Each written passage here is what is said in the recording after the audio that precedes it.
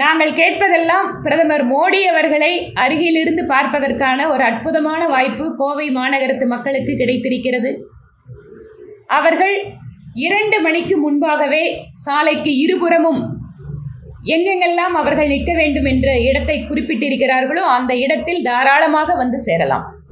தேர்தல் ஆணையத்தினுடைய தேதியை தெரிந்து கொண்டு பிரதமர் தமிழகத்தில் இருக்கிறார் என்றால், நம்மளுக்கு பின்னால தேர்தல் நடத்துகின்ற கேரள மாநிலத்திற்கு கூட எப்போதெல்லாம் தமிழகத்துக்கு வருகிறாரோ கேரளாவும் போறார். அப்ப அதை எந்த கணக்கில் இவங்க வைப்பாங்க? பிரதமர் மோடி அவர்களை மாநிலத்தினுடைய விளையாட்டுத்துறை அமைச்சர் 28 பைசா என்று அழைப்போம் என்று இருக்கிறார்.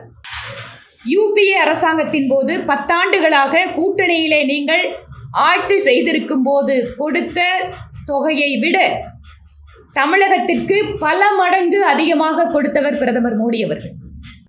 தரக்குறைவாக 28 பைசா என அழைப்போம் என்று சொன்னால், அப்போது விளையாட்டுத்துறை அமைச்சர் சமீபத்திலே கைது செய்யப்பட்ட ஜாஃபர் சாதிக்குடன் உறவு வைத்துக் கொண்டிருக்கக்கூடிய உங்களை ட்ரக் உதயநிதி என்று அழைக்கலாமா?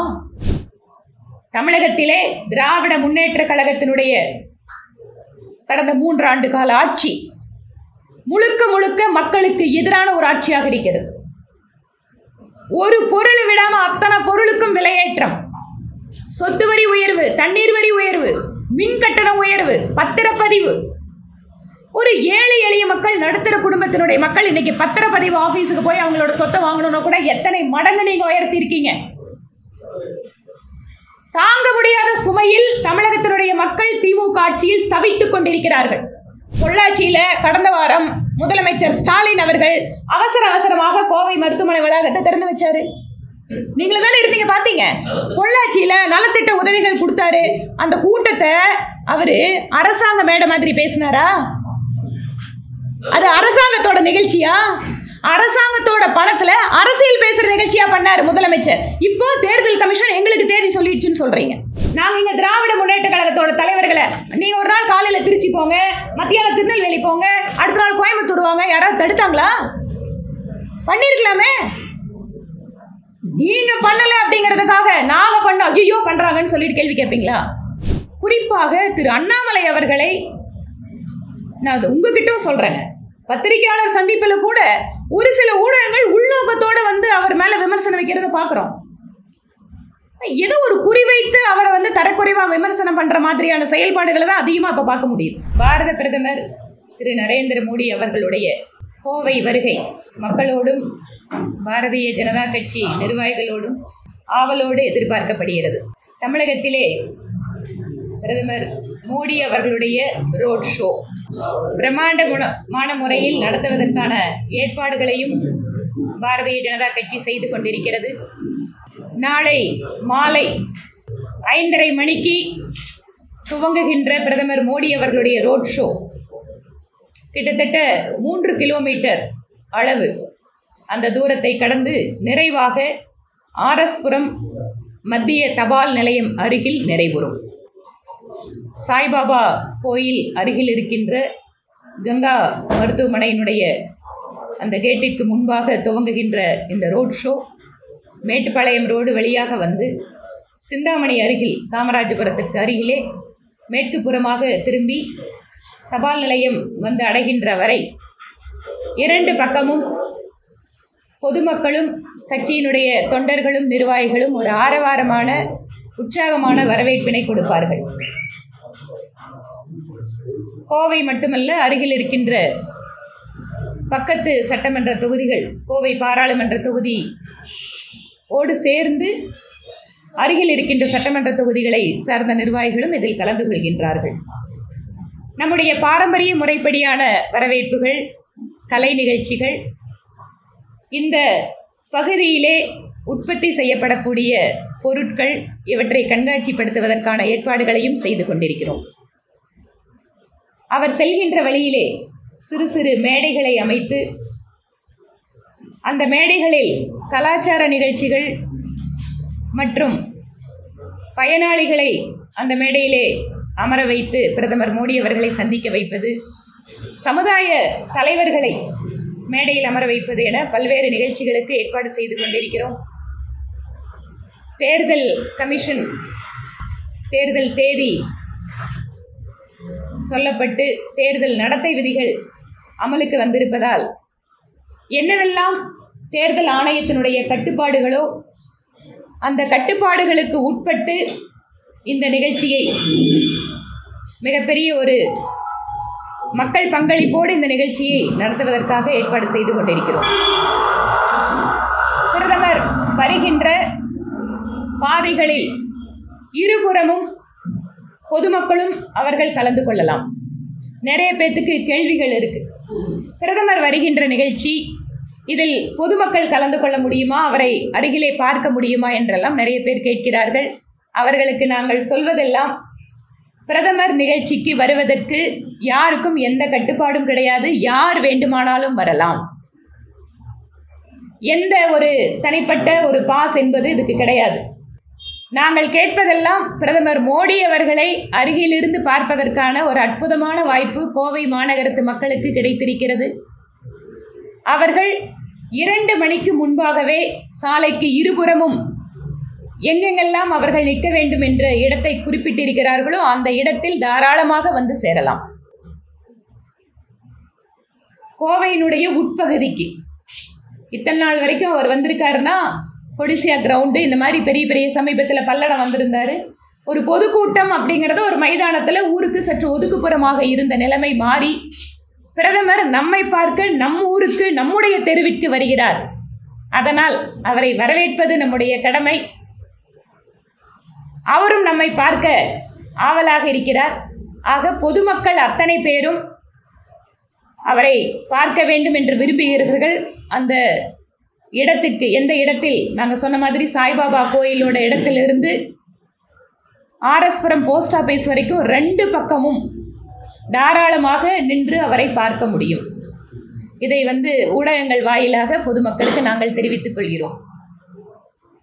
தேர்தல் தேதி அறிவிக்கப்பட்டிருக்கிறது. தமிழகத்திலே முதல் கட்ட தேர்தல் பட்டியலேயே நம்முடைய மாநிலம் வந்திருக்கிறது. தேர்தல் ஆணையத்தினுடைய தேதி அறிவிப்பில் கூட காங்கிரஸ் மற்றும் திமுக கட்சிகள் ஒரு அரசியலை பார்க்கிறார்கள், விமர்சனம் செய்கிறார்கள். இந்த நாட்டில் இருக்கக்கூடிய பல்வேறு அமைப்புகள், அது தேர்தல் ஆணையமாகட்டும், உச்சநீதிமன்றமாகட்டும், மற்ற நீதிமன்றங்கள் ஆகட்டும், அத்தனை பேருக்கும் ஒரு சமமான பொறுப்பு இருக்கிறது. தேர்தல் ஆணையத்தினுடைய தேதியை தெரிந்து கொண்டு பிரதமர் தமிழகத்தில் இருக்கிறார் என்றால், நம்மளுக்கு பின்னால தேர்தல் நடத்துகின்ற கேரள மாநிலத்திற்கு கூட எப்போதெல்லாம் தமிழகத்துக்கு வருகிறாரோ கேரளாவும் போறார். அப்ப அதை எந்த கணக்கில் இவங்க வைப்பாங்க? ஆக தேர்தல் ஆணையத்தின் மீதாக பழி போடுவது என்பது தேர்தலுக்கு முன்பாகவே அவர்களுடைய தோல்வியை ஒப்புக்கொள்கின்ற செயலாக நாங்கள் பார்க்கிறோம்.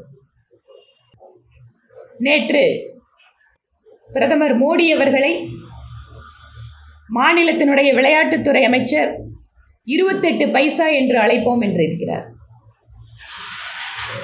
யூபிஏ அரசாங்கத்தின் போது 10 ஆண்டுகளாக கூட்டணியிலே நீங்கள் ஆட்சி செய்திருக்கும் போது கொடுத்த தொகையை விட தமிழகத்திற்கு பல மடங்கு அதிகமாக கொடுத்தவர் பிரதமர் மோடி அவர்கள்.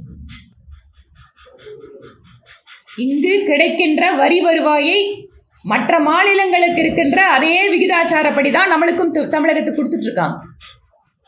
இதை தாண்டி தமிழகத்திற்கென்று சிறப்பு திட்டங்கள் பிஜேபி ஆட்சி செய்கின்ற மாநிலங்களை விட அதிகமாக தமிழகத்திற்கு மத்திய அரசு, மோடியுடைய அரசு செய்திருக்கிறது.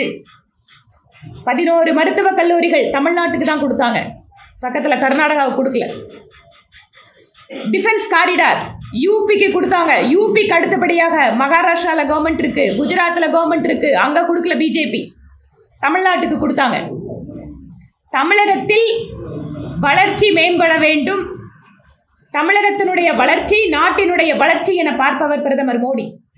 ஆனால் அவரை தரக்குறைவாக 28 பைசா என அழைப்போம் என்று சொன்னால், அப்போது விளையாட்டுத்துறை அமைச்சர் சமீபத்திலே கைது செய்யப்பட்ட ஜாஃபர் சாதிக்குடன் உறவு வைத்துக் கொண்டிருக்கக்கூடிய உங்களை ட்ரக் உதயநிதி என்று அழைக்கலாமா? தமிழகத்திற்கு இத்தனை கோடியை கொடுத்திருக்கின்ற பிரதமரை நீங்கள் இப்படி விமர்சனம் செய்தால் ஒருபோதும் தரம் தாழ்ந்து நாங்கள் விமர்சிப்பவர்கள் அல்ல. ஆனால் உங்களுடைய நிலையிலிருந்து நீங்கள் பிரதமரை தரக்குறைவாக விமர்சித்தால் அதற்கான பதிலடி நிச்சயமாக கிடைக்கும். தேர்தல் கமிஷன் நேற்று பல்வேறு நிபந்தனைகள், வேண்டுகோள்களை வைத்திருக்கிறார்கள். எந்த விதமான வெறுப்பு பிரச்சாரத்தை செய்யக்கூடாது, ஜாதி மத மோதல்களுக்கு இடம் கொடுக்கக்கூடாது, அத்தனை எச்சரிக்கைகள், அத்தனை வேண்டுகோள்களையும் நாங்கள் மதிக்கிறோம். தமிழகத்திலே திராவிட முன்னேற்ற கழகத்தினுடைய கடந்த 3 ஆண்டு கால ஆட்சி முழுக்க முழுக்க மக்களுக்கு எதிரான ஒரு ஆட்சியாக இருக்கிறது. ஒரு பொருள் விடாம அத்தனை பொருளுக்கும் விலையேற்றம், சொத்து வரி உயர்வு, தண்ணீர் வரி உயர்வு, மின் கட்டண உயர்வு, பத்திரப்பதிவு. ஒரு ஏழை எளிய மக்கள், நடுத்தர குடும்பத்தினுடைய மக்கள் இன்னைக்கு பத்திரப்பதிவு ஆபீஸுக்கு போய் அவங்களோட சொத்தை வாங்கணும்னா கூட எத்தனை மடங்கு நீங்க உயர்த்தி இருக்கீங்க. தாங்க முடியாத சுமையில் தமிழகத்தினுடைய மக்கள் திமுக ஆட்சியில் தவித்துக் கொண்டிருக்கிறார்கள். அதற்கு பதிலடி கொடுக்க வேண்டும் என நினைக்கிறார்கள். ஒன்று. இரண்டாவது, நடக்க போவது நாடாளுமன்ற தேர்தல். மத்தியிலே யார் அரசாங்கத்தை அமைக்க வேண்டும் என்பதற்கான தேர்தல். 10 ஆண்டுகளாக சிறப்பான ஆட்சி நடத்தியதோடு மட்டுமல்ல, இந்தியாவை பொருளாதார ரீதியாக, அரசியல் ரீதியாக உலக அரங்கிலே ஒரு தனி இடத்தை பெற்றுக் கொடுத்திருப்பவர் பிரதமர் மோடி அவர்கள். தமிழகத்தில் மக்களிடம் நாங்கள் வைக்கின்ற ஒரே கேள்வி, அடுத்த பிரதமராக யார் வர வேண்டும் என நினைக்கிறீர்கள்?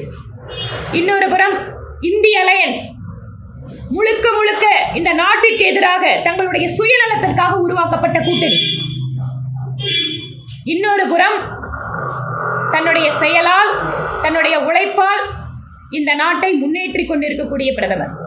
இதுதான் இந்த தேர்தலுடைய கேள்வி. இதை முன்வைத்து பாரதிய ஜனதா கட்சி பிரச்சாரம் செய்யும். எங்கள் தேசிய ஜனநாயக கூட்டணிக்கான கட்சிகளை நிறைவு செய்கின்ற பணியிலே கட்சியினுடைய அமைச்சர்கள், தலைவர்கள் ஈடுபட்டுக் கொண்டிருக்கிறோம்.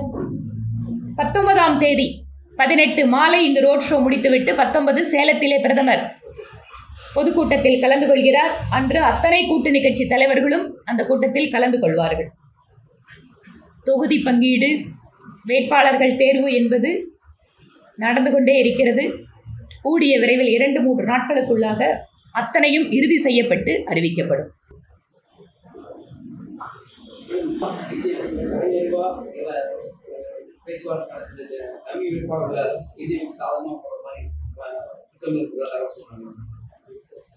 ஒவ்வொரு கட்சிக்கும் அவர்களுடைய வேட்பாளர் ஜெயிக்க வேண்டும்.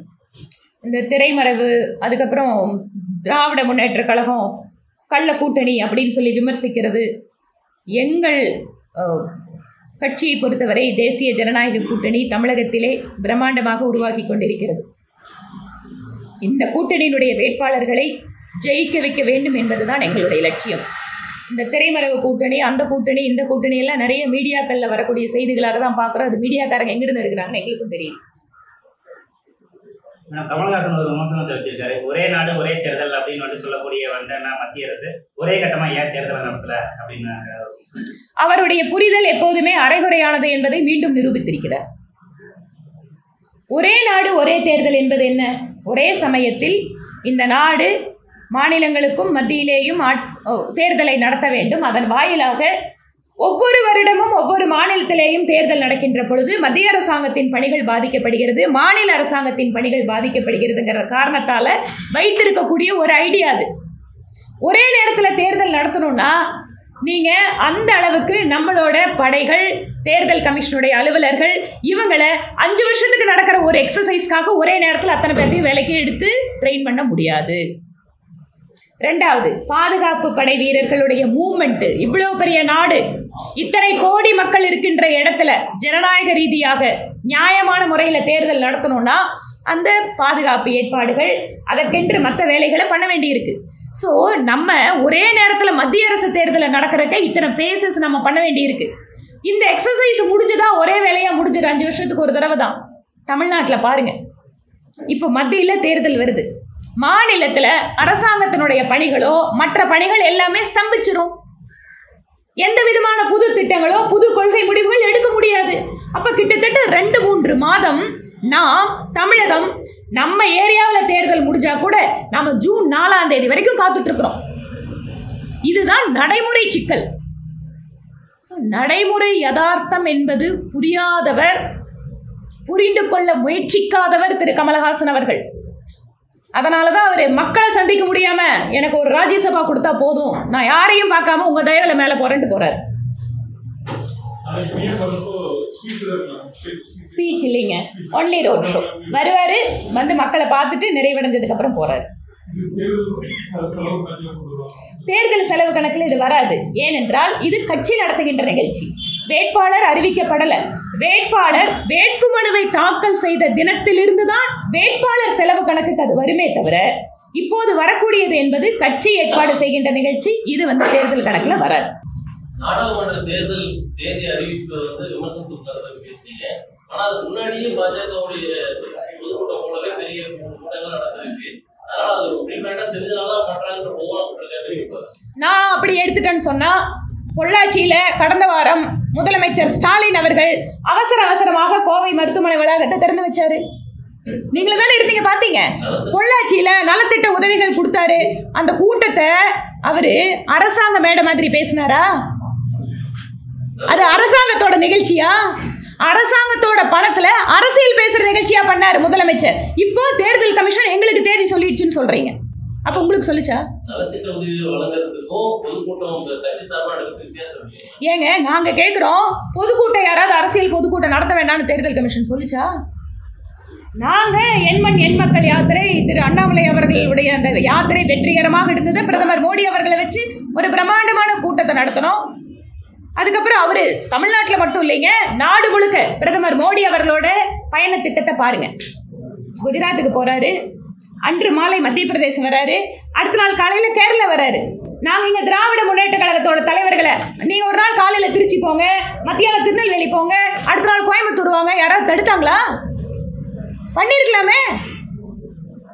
நீங்க பண்ணல அப்படிங்கிறதுக்காக நாங்க பண்ண ஐயோ பண்றாங்கன்னு சொல்லிட்டு கேள்வி கேட்பீங்களா?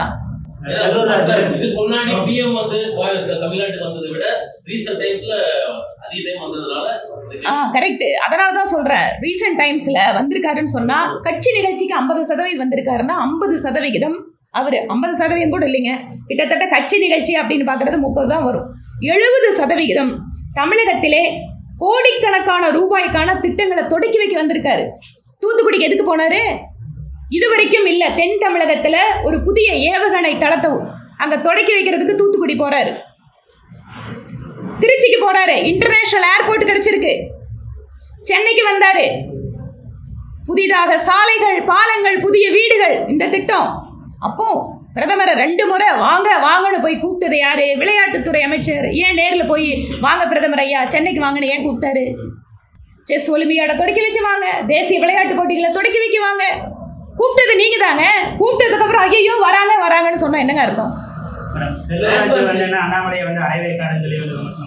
யாரு? செல்லூர் ராஜு எடப்பாடி பழனிசாமி விமர்சனம் பண்ணது பதிலடியா செல்லூர் ராஜு நேற்று சொல்லியிருக்காரு, அண்ணாமலை அரைவேக்காரு புரியாம ஒண்ணுதான் பேசிட்டு இருக்காரு அப்படின்னு. இந்த மாதிரியான கீழ்த்தரமான விமர்சனங்களுக்கு கீழ்த்தரமான பதிலடிகள் அப்படிங்கறதான் வரும். இது இது இது என்ன மாதிரி ஒரு பேச்சு? அது அரசியல் ரீதியா உங்களை விமர்சனத்தை வைங்க. மாநில தலைவர் மீது, அதிலையும் குறிப்பாக திரு அண்ணாமலை அவர்களை நான் உங்ககிட்ட சொல்றேங்க, பத்திரிகையாளர் சந்திப்பில் கூட ஒரு சில ஊடகங்கள் உள்நோக்கத்தோட அவர் மேல விமர்சனம் வைக்கிறத பாக்குறோம். ஏதோ ஒரு குறிவைத்து அவரை தரக்குறைவா விமர்சனம் பண்ற மாதிரியான செயல்பாடுகளை தான் அதிகமா இப்ப பார்க்க முடியுது.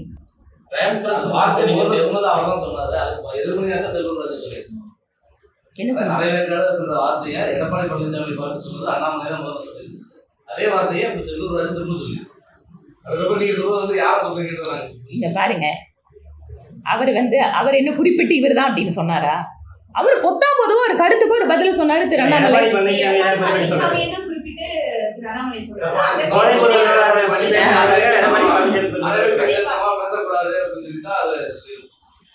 நான் அது பாக்குறேன், நேரில் பாக்குறேன். மேடம் நேற்று ஒரு நாளிதழில் ஒரு விமர்சனம் உங்களை பற்றி ஒரு இது வந்திருக்கு. நீங்கள் வந்து எஸ்பி வேலுமணியோடைய ஆதரவோட வந்து கோவை தொகுதியில் போட்டியிடுவீங்க அப்படிங்கிற மாதிரி வந்து சொல்லியிருக்காங்க. அதான் முன்னாடியே சொன்னேன், தேசிய ஜனநாயக கட்சியினுடைய வேட்பாளர்கள் எங்களோட தேர்தல் வெற்றிக்கு உழைக்கிறமே தவிர பல்வேறு கட்டுக்கதைகள் எல்லாம் இந்த மாதிரி வரும். பல்வேறு விஷயங்கள் என்ன ஒவ்வொருத்தருக்கும் ஒவ்வொரு உருவகப்படுத்தி ஒவ்வொன்று சொல்லி, அதனால தான் சொன்னேன், எங்கள் கட்சியினுடைய வேட்பாளர்களை ஜெயிக்க வைப்பதற்கு அத்தனை பேரும் இங்கே களத்தில் இருப்போமே தவிர நீங்கள் சொல்கிற ஒவ்வொரு கதைகளுக்கும் பதில் சொல்கிறதுக்கு எங்களுக்கு விருப்பம் இல்லை. தேர்தல் பத்திர விவகாரம் தொடர்பாக டிரான்ஸ்பரன்சி சொன்னீங்க. ஆனால் பிஎம்கேஆர் டீட்டெயில் இது வரைக்கும் வெளியில் தெரியல. அதை பற்றி வெளியிட்டு சொல்கிறாங்க. பொதுமக்கள் சேவை அவங்களுடைய தேவைக்காக திரட்டக்கூடிய அந்த நிதி விவரங்கள் பொதுமக்களுக்கே தெரியல அப்படிங்கிறது ஒரு டிரான்ஸ்பரன்சி இல்லைங்கிறதா. எப்போ வந்து பிஎம் கேரோட ஃபண்டோட டீட்டெயில் கொடுக்கணுமோ அப்போ நிச்சயமா அந்த கவர்மெண்ட் கொடுக்கும். பொதுமக்கள் தெரியல, தாராளமாக தெரிவிக்கலாம். எப்போ வேணுமோ அது கொடுப்பாங்க. தேர்தல் பத்திரம் இதுக்கு பாகிஸ்தான் சில கட்சிகள் கம்பெனிகள் இது வந்து அதாவது இந்த தேர்தல் பத்திரம் தொடர்பாக பல்வேறு விதமான வதந்திகள் பொய் பிரச்சாரம் நடந்துட்டு இருக்கு. அதில் ஒன்று பாகிஸ்தான் கம்பெனிங்கிறது. தேர்தல் பத்திரங்களை பொறுத்த வரைக்கும் இந்தியாவில் பதிவு செய்யப்பட்டிருக்கக்கூடிய கம்பெனிகளிடம் இருந்து மட்டும்தான் பெற முடியும். இந்தியாவில் கம்பெனிகளாக பதிவு செய்யப்படாத வெளிநாட்டு நிறுவனங்கள் இருந்து வாங்குறதுக்கான வாய்ப்புகளே கிடையாது. தேர்தல் பத்திரங்கள் வாங்கியிருக்கிறது என்னங்க? அதாவது இடி ரைடு, அதாவது ஒரு கம்பெனி மேல நடவடிக்கைக்கு பிறகு தேர்தல் பத்திரம் ஒரு வார கேப்ல வந்து வாங்கியிருக்காங்க. ஒரு சில நிறுவனங்களை பார்த்துட்டீங்கன்னு சொன்னா அவங்க எல்லா கட்சிகளுக்கும் நன்கொடை கொடுத்துருக்காங்க. சரி, அப்படி பார்த்துட்டீங்கன்னா திராவிட முன்னேற்ற கழகத்துக்கு தமிழ்நாட்டில் நன்கொடை கொடுத்த நிறுவனங்களுக்கெல்லாம் என்ன கொடுத்தாங்க? இன்னொன்று, நீங்க சொல்ற கேள்விக்கே வரேன். இடி ரைடு வந்தது, இன்கம் டாக்ஸ் ரைடு வந்தது. ரைடு வர்றதுக்கு முன்னாடியும் அந்த நிறுவன கட்சிக்கு நன்கொடை கொடுத்துருக்கு. அப்ப கொடுத்ததுக்கு அப்புறம் ஏதாவது கவர்மெண்ட் போய் பண்ணுமா? அப்படி வேணும்னு பண்ணணும்னு நினைச்சா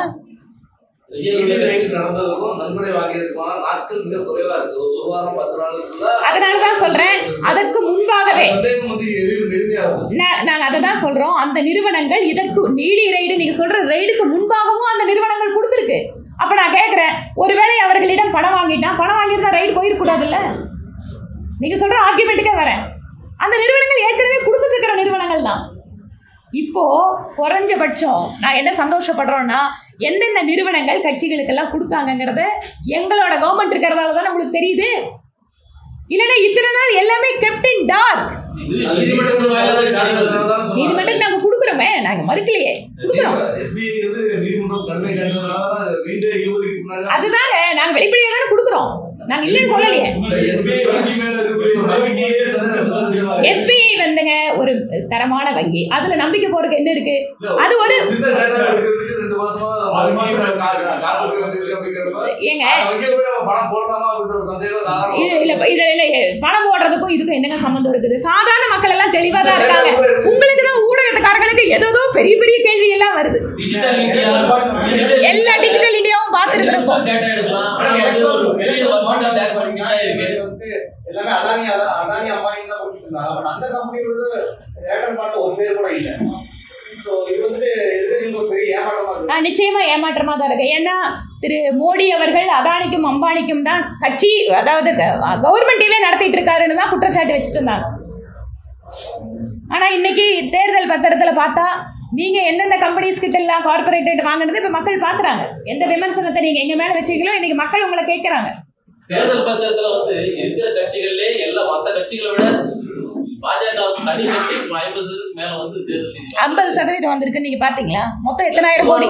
என்ன பொதுவா என்னங்க பேசுறீங்க? கணக்கு போட்டுட்டு சொல்லுங்க. ஏங்க இருங்க அவருக்கு மோகனோட கேள்விக்கு முடிச்சிடுறேன். சரி, எங்களது எவ்வளவு பெரிய கட்சி? உலகத்திலேயே பெரிய கட்சி எங்க கட்சி. எத்தனை மாநிலத்தில் ஆட்சியில் இருக்கும்? அதனால திராவிட முன்னேற்ற கழகம், நான் அதுதான் உங்களோட கேள்விக்கே வரேன். திராவிட முன்னேற்ற கழகம் இந்த 3 வருஷத்துல நான் திருப்பியும் சொல்றேன், நான் ஈக்குவலைஸ் பண்றதுக்காக சொல்றேன், எக்ஸாம்பிள் சொல்றேன். இவ்வளவு பெரிய கட்சிங்க, இத்தனை மாநிலத்தில் ஆட்சியில் இருக்கிறோம்.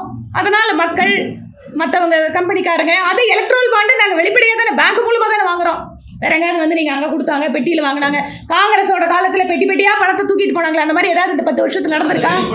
நேரடியாக சொல்லியிருந்தா பிரச்சனை இல்லை. நீதிமன்றம் போய் அவங்க டைரக்ஷன்ல அது வெளியிட்டதுனால தான் நேரடியாக சொல்லியிருக்கலாம். சில விஷயங்கள் நீதிமன்றம் சொன்னா கொடுத்துட்றோம். இப்போ வந்து கடந்த முறை பிரைம் மினிஸ்டர் வந்தப்போ அந்த 24 மணி நேரத்துக்கு முன்னாடி நீங்க ஒரு பரவாயில்ல முக்கிய புள்ளிகள் வந்து எங்க கட்சியில் இணைய போறாங்க. ஸோ அதுக்கு உண்டான இன்னைக்கு வரைக்கும் எந்த ஒரு இதுவுமே இல்லையா? அடுத்த ஒரு வாரம் நீங்க மறுபடியும் இருப்பீங்க வரப்போறீங்க. ரத்தாபுரி கேட்டபோது ரத்து இல்லை, ஒரு வாரம் தள்ளிட்டா நீங்க வந்து பிஜேபியோட நியூஸ் எல்லாம் பாக்குறீங்க தானே? எங்களோட கட்சி அலுவலகத்துல டெய்லி எத்தனை பேர் சேர்ந்துட்டு இருக்காங்க? அவங்களாம் முக்கிய புள்ளிகள் இல்லையா? முன்னாள் எம்பி சேர்ந்திருக்காருங்க. அப்படியெல்லாம் நாங்க சொல்லலையே. நான் இந்த ஊர்ல இருந்து வந்தாங்க, இந்த தெருவுல இருந்து வந்தாங்கன்னு ஏதாவது சொன்னோமா? அப்படி இல்லை. நாங்க சேருவாங்கன்னு சொன்னோம். டெய்லி சேர்ந்துட்டு இருக்காங்க. 5 மணி போய் ரொம்ப நேரம் ஆச்சுப்பா. இப்ப வாங்கப்பா, நாளைக்கு 5 மணிக்கு பாருங்க, கோயம்புத்தூர்ல பிரம்மாண்டமா மோடி வருகிறார். நாளை கட்சியில சேர மாதிரி அப்படியே சேர்ந்தா கூட கட்சி தலைவர்கள் முன்னாலதான் சேருவாங்க, பிரதமர் முன்னாடி சேரக்கான வாய்ப்புகள் இல்லை. ரொம்ப நன்றி உங்களுக்கு. அந்த பாசஸ் இதெல்லாமே வந்து நம்ம மீடியாக்காரங்க சௌமியா சபரி ஏற்பாடு பண்ணிட்டு இருக்கீங்களா? பிரைம் மினிஸ்டர் ரோட் ஷோக்கு இவங்களுக்கான இடம் அதெல்லாம் குழப்பம் இல்லாமல் பார்த்துக்கோங்க. ரொம்ப நன்றிங்க. தேர்தல் களம் சூடாயிட்டு இருக்கும்போது எல்லாம் நீங்களும் வெளியில் அதிகமாக சுற்றணும், பார்த்துக்கோங்க. வெயில் ஜாஸ்தி ஆயிடுச்சு, உடம்பையெல்லாம் பார்த்துக்கோங்க. அதிகம்